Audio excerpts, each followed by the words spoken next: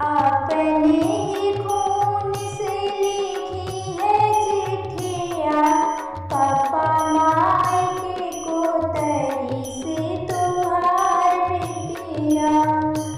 अपने ही खून से लिखी है चिट्ठियाँ, पापा मायके को तरी से तुहार बेटिया।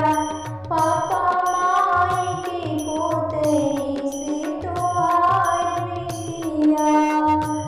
अपने ही खून से लिखी है चिट्ठियाँ, पापा मायके को तरी से तुहार बेटिया।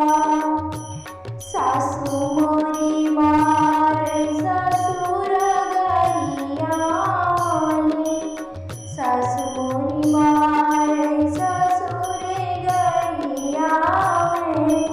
अरे ननद दिखावे बड़ी बड़ी अखियाँ, पापा मायके को तरी से तुहार बेटिया।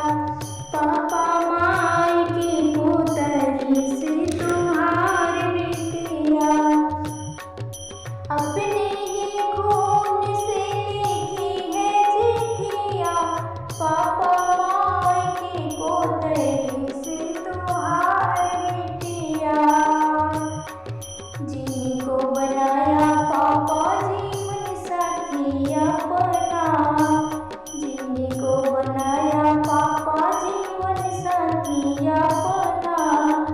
अरे कहता है पापा वही लगा ले फांसिया, अरे कहता है पापा वही लगा ले फांसिया। पापा मायके को तरी से तुहार बेटिया, पापा मायके को तरी से तुहार बेटिया।